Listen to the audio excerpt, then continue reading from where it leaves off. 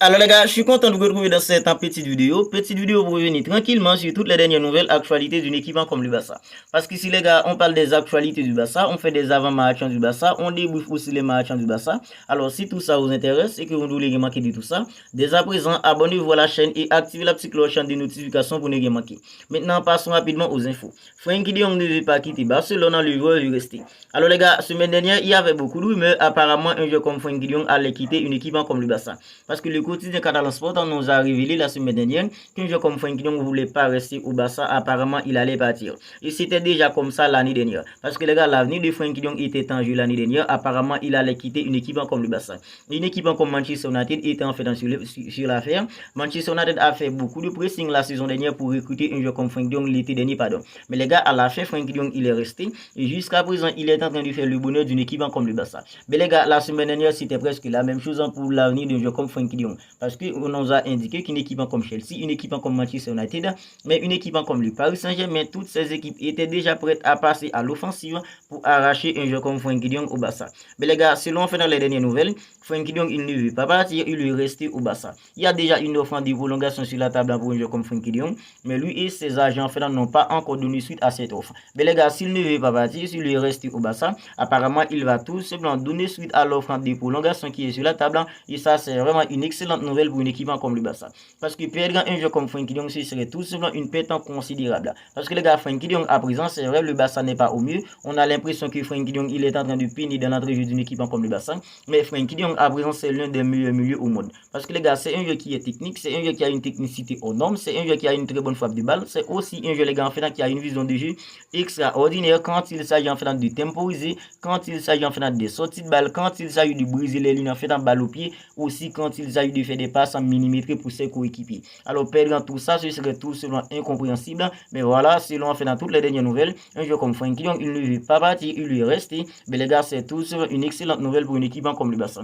Vous n'hésitez tout simplement pas à me dire ce que vous en pensez de tout ça dans les commentaires. Frenkie de Jong qui ne veut pas quitter une équipe comme le Barça, il lui est resté. Dis-moi dans les commentaires ce que vous en pensez en fait de tout ça. Tout indique que Joao Félix sera absent face à une équipe comme Napoli. Alors les gars, voilà en fait une perte considérable pour une équipe comme le Barça, pour un match en fait aussi en fait de grande importance. Parce que les gars, un jeu comme Joao Félix, c'est tout simplement un élément essentiel quand il s'agit d'attaquer les petits espaces, quand il s'agit d'évoluer dans les petits espaces. Parce que les gars, un jeu comme Joao Félix, c'est un jeu les gars en fait qui peut tout simplement retourner pour organiser en fait pour son équipe. C'est aussi un jeu les gars en fait qui peut en fait briser les lignes. C'est un jeu qui peut perforer la défense adverse. C'est aussi un jeu les gars qui peut faire des passes millimétrées pour mettre dans ses coéquipiers en fait en orbite. Alors les gars, perdre un jeu comme ça face à une équipe comme Napoli dans un match en fait aussi de grande importance, ça c'est vraiment une perte considérable pour une équipe comme le Barça de ne pas avoir un jeu comme Joao Félix face à une équipe comme Napoli. N'hésitez tout simplement pas à me dire ce que vous en pensez de tout ça dans les commentaires.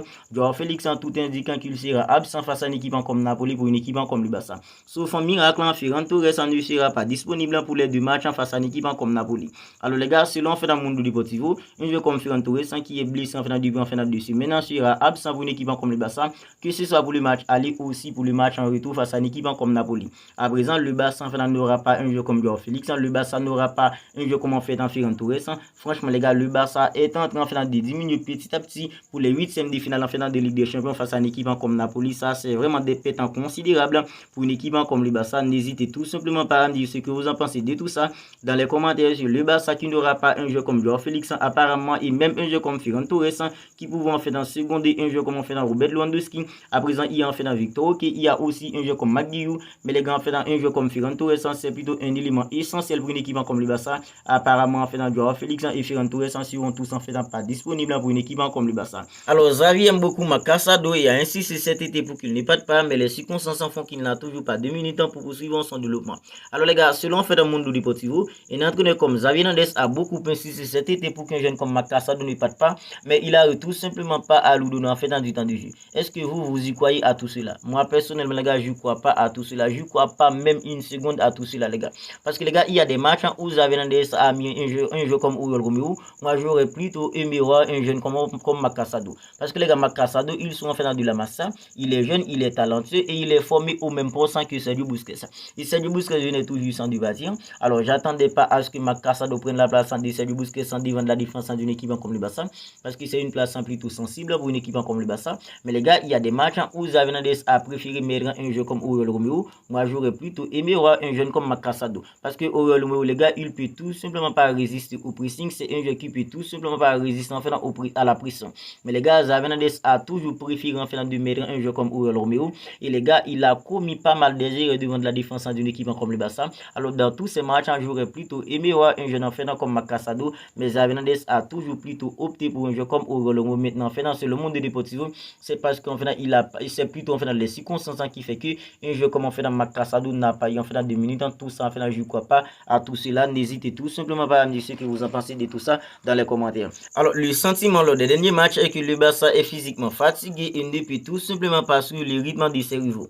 Alors les gars, selon fait dans Mundo Deportivo, un journal pour Catalan, le Barça est physiquement fatigué et c'est la raison pour laquelle que le Barça n'arrive tout simplement pas à suivre le rythme de ses rivaux.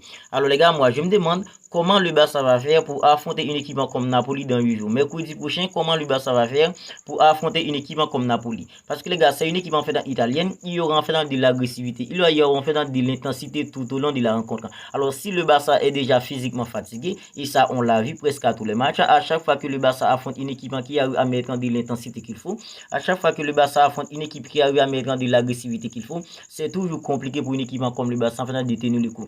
Voilà, le Barça va affronter une équipe comme Napoli, une équipe italienne, une équipe qui va mettre beaucoup d'intensité, beaucoup d'agressivité. Alors si l'équipe en fait est déjà physiquement fatiguée, j'ai vraiment peur pour le Barça face à une équipe comme Napoli, parce que les gars, tout au long en fait de ce match, il y aura ce qu'on appelle de l'agressivité, il y aura ce qu'on appelle en fait de l'intensité. Alors je ne sais pas si vous avez vu le match du Real face à une équipe comme Leipzig, parce que les gars, du début à la fin, il y avait en fait une intensité folle, il y avait en fait une agressivité pas croyable du début à la fin.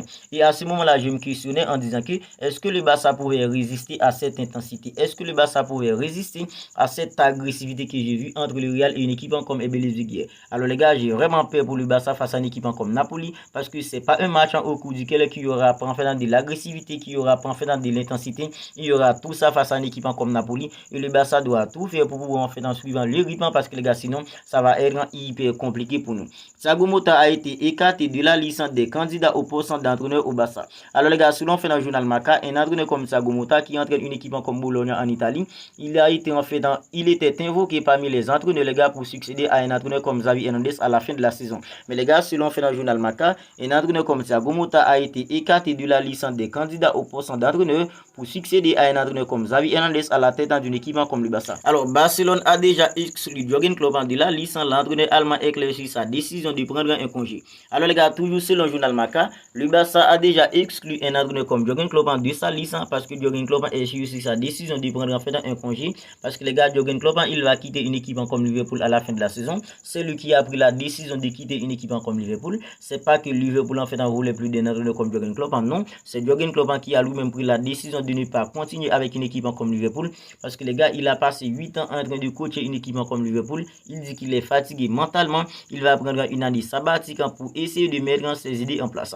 Alors Joan Laporta aurait voulu avoir un entraîneur comme Jürgen Klopp au Barça la saison prochaine, mais les gars, s'il va prendre une année sabbatique, c'est quasi impossible pour un entraîneur comme Jürgen Klopp d'entraîner une équipe comme le Barça. Peut-être s'il n'allait pas prendre une année sabbatique, il aurait en fait tenté par une équipe comme le Barça, mais les gars, c'est censé mort pour Jürgen Klopp, parce que le Barça lui-même a déjà en fait exclu un entraîneur comme Jürgen Klopp de sa liste pour entraîner une équipe comme le Barça à la fin de la saison. Hansi Flick et Roberto De Zerbi sont les deux principaux candidats au poste d'entraîneur du Barça. Alors les gars, selon fait dans le journal Marca toujours, les deux principaux entraîneurs capables de succéder à un entraîneur comme Xavi Hernandez à la tête d'une équipe comme le Barça la saison prochaine, c'est Hansi Flick, l'entraîneur allemand, et Roberto De Zerbi. Alors les gars, moi personnellement, si je dois choisir entre en fait Hansi Flick et De Zerbi, j'aurais choisi un entraîneur comme Roberto De Zerbi, parce que les gars, je trouve qu'un entraîneur comme Roberto De Zerbi, il a pu s'en faire dans le silence d'une équipe comme le Barça. Parce que les gars, quand vous regardez une équipe comme Brighton jouer, on dirait que c'est en fait dans la copie d'une équipe comme Manchester City.